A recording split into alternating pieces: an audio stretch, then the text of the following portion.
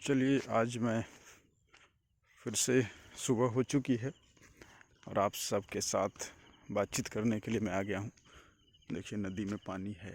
ये जंगलों में फिर से मैं घूमने फिरने के लिए आ गया हूँ। सुबह का माहौल है। देखिए, भी सूर्य देवता उदय नहीं हुए और पक्षी सारे जाग रहे हैं। ये देखिए, ये झाड़ियाँ, ये जंगल, बहुत ही दुर्गम स्थान है ये। पर ऐसी दुर्गम स्थान पे घूमना मुझे पसंद है, क्योंकि यहाँ पे जो मिलता है ना, वो घर में नहीं मिलती, वो शहरों में नहीं मिलता, वो कहीं नहीं मिलता। जंगलों का अपना ही मज़ा है। आप देख सकते हैं, चारों तरफ कांटे ही कांटे।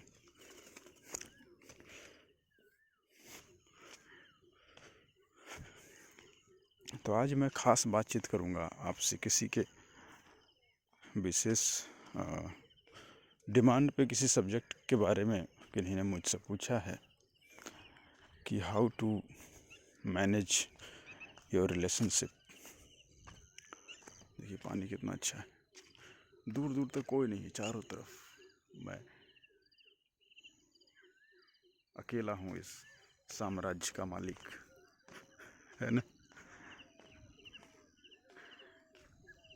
ये हजारों एकड़ की जो ये एरिया है खेतों का, कोई नहीं होता आसपास में। ये देखिए, पानी, नदी में पानी है। तो हम लोग इसमें टाइम स्पेंड करते हैं और सुबह का वातावरण अच्छा रहता है हम लोग के लिए। बहुत बढ़िया, बहुत मज़ा आता है। और इस वक्त मैं सोच पाता हूँ, मैं किसी सब्जेक्ट, किसी विषय पर चर्चा भी कर पाता हूँ। दिन में तो ऐसा हो नहीं पाता, क्योंकि मौके नहीं मिलते, वक्त नहीं मिलता, व्यस्तता इतनी होती है। देखिए, कितना घने घने पेड़ हैं। और ये इस समय ही यहाँ पे आया जा सकता है, क्योंकि फिर बरसात में तो चारों तरफ पानी होता है। ये देखिए, पीपल का पेड़ देख रहे हैं, नए नए पत्ते आए हैं। पतझड़ का मौसम है ना।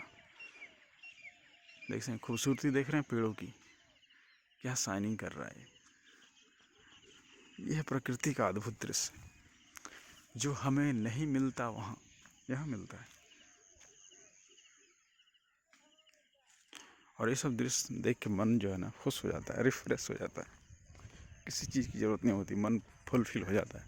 अभी चारों तरफ खेतों में जो है, लोग दलहन की फसल है, सब काट रहे हैं। लोग आ चुके हैं। लोग 4 बजे आ जाते हैं, सुबह में ही आ जाते हैं, क्योंकि फसल जो है गर्मी दिन में होता है, तो रात में ही, सुबह मॉर्निंग में ही सब अपना काम निपटा लेते हैं। मैं भी अपना काम निपटा लेता हूँ सुबह में। तो जैसा कि मैं बताया कि ये जो ज़िंदगी है ना, इसमें उतार चढ़ाव, दुख सुख, लाभ हानि, ये सब आते रहते हैं। और जब ये सब आते रहते हैं, तो इंसान इन सब परिस्थितियों में कहीं ना कहीं अपने आप को कंफर्टेबल महसूस नहीं कर पाता, परेशान हो जाता है। तो उनको ज़रूरत पड़ती है मार्गदर्शक की, यानी कि एजुकेशन, शिक्षा की कहते हैं। शिक्षा हर चीज़ की होनी चाहिए आपको। जितने भी आप काम करते हो ज़िंदगी में, उस सब का एजुकेशन आपके पास होना चाहिए, उन सब का ज्ञान आपके पास होना चाहिए। तभी आप ज़िंदगी को स्मूथली चला पाओगे। ज़िंदगी को ऐसे हम लेते हैं जैसे एक बस है या बड़ी गाड़ी है, एक गाड़ी की तरह इसको है। अब गाड़ी को हमें चलाना है, और रास्ते अच्छे भी मिलेंगे, ख़राब भी मिलेंगे, उबड़ खाबड़, गड्ढे, हर तरीके से मिलेंगे। तो ड्राइवर जितना एजुकेशन लिया होगा ड्राइविंग का, उतने अच्छे से वो गाड़ी को चला पाएगा। तो बस वैसे ही ज़िंदगी है। हमें अपने ज़िंदगी में अगर इसको अच्छे से चलाना है, तो इसकी शिक्षा हमें लेनी होगी, इसका नॉलेज हमें लेना होगा, तभी हम इसको चला पाएंगे। अन्यथा हम बार बार गड्ढे में कुदा देंगे, बार बार हम किसी में टक्कर मार देंगे, तो हमारा तो नुकसान होगा, दूसरों का भी नुकसान होगा। तो अपने ड्राइवर के मालिक, अपने गाड़ी के ड्राइवर आप अच्छे से बने। जितना अच्छा आप ड्राइविंग करेंगे, जैसे आप खुद जीवन में देख लो, आप साइकिल चलाते थे। जैसे मैं जब साइकिल सीखा था, तो क्या होता था, शुरुआत में तो मुझे देखना पड़ता था कि कहाँ गड्ढा है कहाँ, धीरे धीरे एक्सपीरियंस होता होता फिर मैं कहीं भी देखूँ साइकिल चलता रहता है। तो वैसे ज़िंदगी है, शुरुआत में आपको ध्यान से चलना होता है, लेकिन जैसे आप एक्सपीरियंस कर लेते हो किसी चीज़ को, सिचुएशन को हैंडल करने के लिए, उसके बाद आप इजीली स्मूथली चला पाओगे। तो ये है इसका पहलू, एक पहलू। दूसरा पहलू ये है कि देखिए फैमिली जो है, अरस्तु ने कहा था, महान दार्शनिक थे अरस्तु ने कहा था कि मनुष्य एक सामाजिक प्राणी है, मतलब सोसाइटी में वो रह सकता है अच्छे से, उसको रहने के लिए सोसाइटी चाहिए, बिना सोसाइटी के वो रह ही नहीं सकता। सोसाइटी मीन्स छोटी सोसाइटी और बड़ी सोसाइटी, यानी कि फैमिली आपका छोटी सोसाइटी है, 4 लोग 5 लोग 6 लोग 10 लोग, ये छोटी सोसाइटी है। माँ बाप भाई बहन दादा दादी नाना नानी जो भी हैं रिश्तेदार हैं। पहले परिवार होता है 4 लोग का, फिर 20 लोगों का रिश्तेदारी होती है, फिर उससे बड़ा होता है तो मोहल्ला होता है, उससे बड़ा होता है तो गांव होता है, उससे बड़ा होता है शहर होता है। ऐसे ऐसे चलती है ज़िंदगी। तो जिस तरह से हम अपने आप को मैनेज कर पाएंगे उसी प्रकार से आप अपनी ज़िंदगी को अच्छे से जी पाएंगे। तो एंगर कहते हैं, हमें गुस्सा बहुत आता है किन्हीं किन्हीं को, मुझे भी आता था, मुझसे ज़्यादा गुस्सा शायद किसी को आता होगा। मैं बहुत ही वाइल्ड मैन था। जब मैं 15-16 साल का रहा हूँगा, मैं बहुत झगड़े करता था, मेरा माइंड एकदम गर्म था, मतलब मुझे समझ नहीं आता था, कोई भी सामने वाला उसको टक्कर मार ही देता था। कारण था क्योंकि समझ नहीं थी, नॉलेज नहीं था, ज्ञान नहीं था। जब ज्ञान नहीं होता है ना तो इंसान गलतियाँ करता है, उसे लगता है कि मैं ही सबसे बड़ा महान व्यक्ति हूँ, मैं ही सबसे ताकतवर इंसान हूँ, लेकिन ऐसा नहीं है। ताकत के हिसाब से ज़िंदगी नहीं जिया जा सकता, ज़िंदगी जा सकती है समझ के हिसाब से। तो अगर आप अपने रिश्ते में, अपने रिश्तों में, अपने फैमिली में रिश्तों को मैनेज नहीं कर पाते हो, चाहे वो किसी भी वजह से हो, आप गुस्सा ज़्यादा कर सकते हो, या आपको ज़्यादा प्यार आता है, या ज़्यादा किसी भी चीज़ में आप डिस्ट्रैक्ट होते हो, तो उसमें आपको ये करना है कि देखिए फैमिली मैनेजमेंट का कोई फार्मूला नहीं है, कोई दवाई नहीं है कि आपको दवाई खाओ ठीक हो जाएगा। इसको तभी समझा जा सकता है जब आप खुद को रियलाइज करोगे, एकांत में बैठोगे, आप ध्यान दोगे अपने ऊपर। जब तक आप अपने आप को पढ़ना नहीं सीखोगे तब तक इसको आप मैनेज नहीं कर पाओगे। ये बहुत बड़ा सब्जेक्ट है, इसको 2-4-10 मिनट में क्लियर नहीं किया जा सकता। इसके लिए मुझे 10-20 वीडियोस बनाने पड़ेंगे, तब मैं आपको पूरी डिटेल में इसके बारे में समझा पाऊँगा।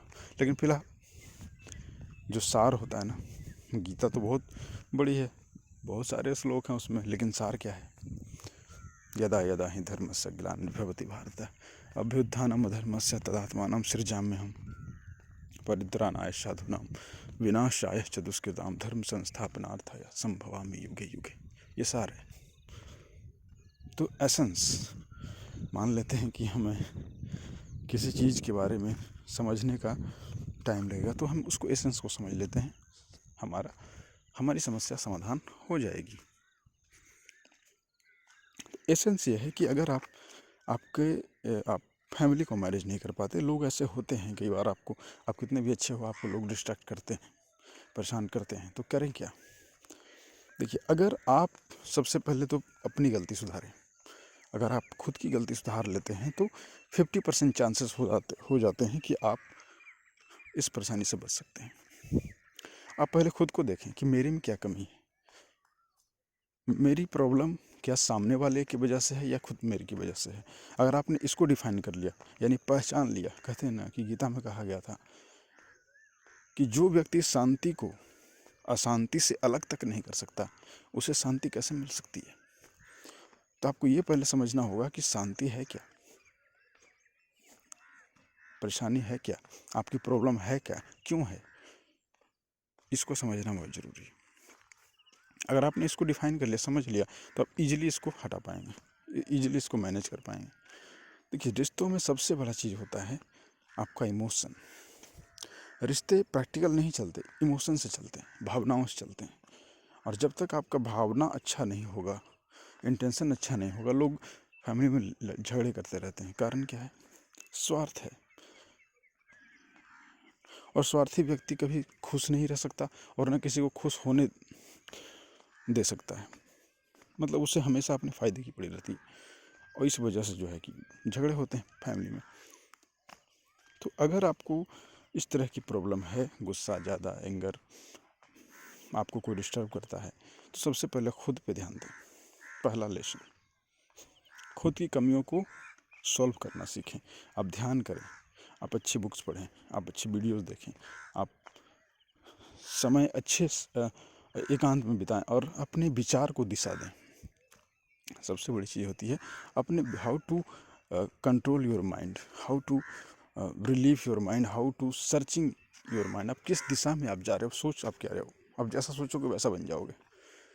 मैं इतना इसलिए बोल पाता हूँ क्योंकि मैं ऐसा सोच पाता हूँ, ऐसा इसलिए कर पाता हूँ क्योंकि ये मेरा इंटेंशन होता है, मैं इसमें समय देता हूँ, ध्यान देता हूँ, इसलिए मैं ऐसी बातें कर पाता हूँ, अदरवाइज मैं भी नहीं कर पाता था। तो इस पे आप देखेंगे, अपनी कमियों को पहले देखेंगे कि हमारे अंदर तो कोई कमी नहीं है जिससे लोग परेशान होते हैं मेरी वजह से। उसके बाद फिर अगर दूसरों में वो कमी है तो आप उनको रियलाइज करा सकते हो। और फैमिली का सबसे बड़ा दवाई जो है ना, वो प्यार ही है। मुझे याद है जब घर में मैं लड़ाई झगड़ा कर लेता था, मैं रूठ जाता था, मैं बहुत परेशान, घर वाले बहुत परेशान रहते थे। लेकिन उस वक्त जो मेरे मन में चलता था कि मेरे पापा बुरे हैं, मेरे टीचर बुरे हैं, मेरे पड़ोसी बुरे हैं, लेकिन जब परिवार से, जब उस समय मैं पूरी तरह से टूटा होता था, मेरा माइंड बिल्कुल काम नहीं कर रहा होता था, उस समय जब हमारे फैमिली का प्यार मिलता था, दादी का, नानी का, इन लोगों का, तो वो एक मेडिसिन की तरह काम करता था। वो सबसे बड़ी दवाई इस दुनिया में है अगर कुछ, तो वो प्रेम ही है।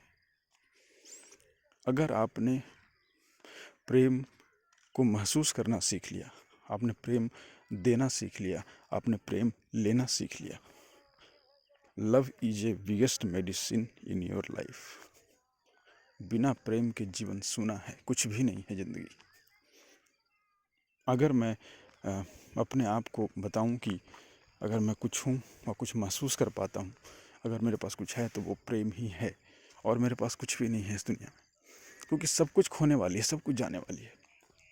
लोग आपसे दूर चले जाएंगे, आपकी जवानी दूर चली जाएगी, आपका बचपन दूर चला जाएगा, वो बुढ़ापा ख़त्म हो जाएगा, सब कुछ ख़त्म हो जाएगा। लेकिन आप जितना भी प्रेम इस प्रकृति में बांटोगे लोगों को, या खुद से करोगे, उतना ज़्यादा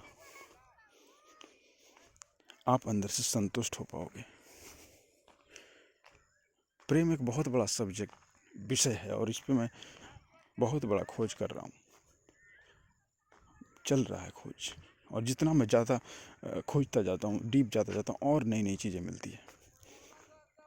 तो मुझे, अगर आपको एंगर मैनेजमेंट परिवार में आपको खुश रहना है, तो सबसे पहले लोगों को प्यार सम्मान देना सीखें।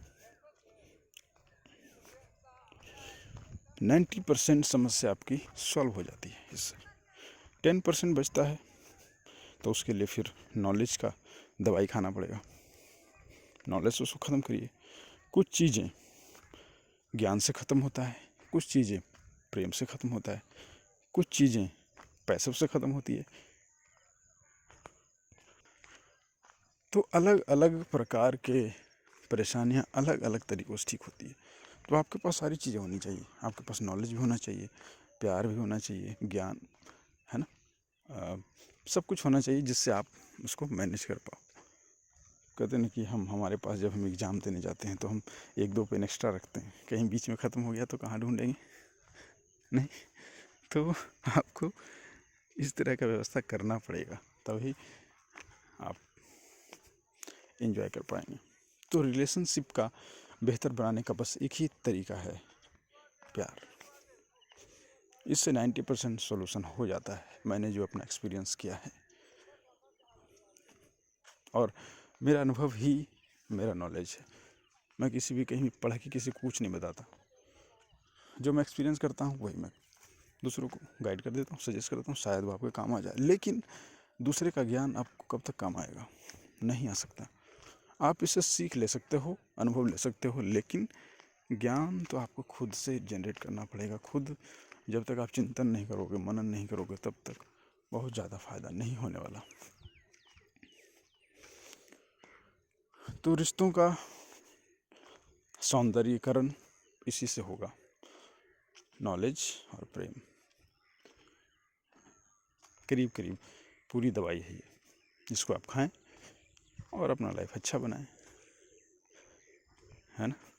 तो आशा करता हूँ कि आप लोगों को इसके बारे में कुछ मिला होगा, इससे सीखने को मिला होगा, क्योंकि जो महसूस किया जा सकता है वही तो आगे दिया जा सकता है किसी को। तो धन्यवाद। फिर से एक नए विषय पर हम मिलेंगे। और अभी तक सूर्य देवता उदय नहीं हुए, मैं तो इंतज़ार ही कर रहा हूँ।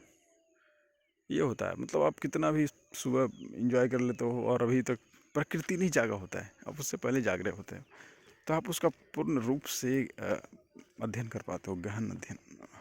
और मैंने जो भी चीज़ें सीखी है ना दुनिया से, मैंने पढ़ के बहुत कम सीखा, मैंने एब्जॉर्ब करके सीखा है, मैंने देख के सीखा, फील करके सीखा है।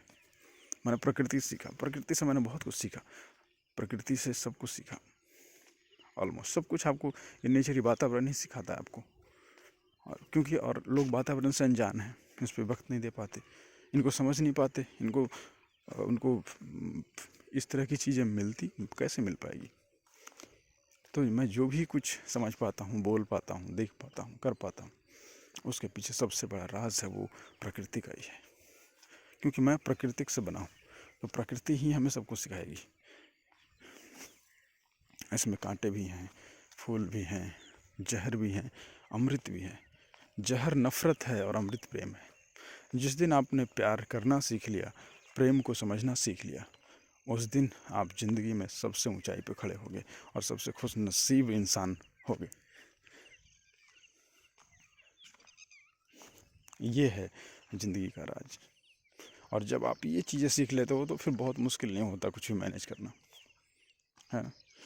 क्योंकि लोगों को प्रेम चाहिए होता है इस दुनिया में। अगर प्रेम से बात करूँ तो मैं 90% समस्याओं में मैंने प्रेम से सुलझा दिया। बाकी 10% है, तो वहाँ पे आप परिस्थिति के हिसाब से फैसले कर सकते हो। धन्यवाद, बहुत ज़्यादा बातें हो गई। फिर मिलते हैं अगले एपिसोड में।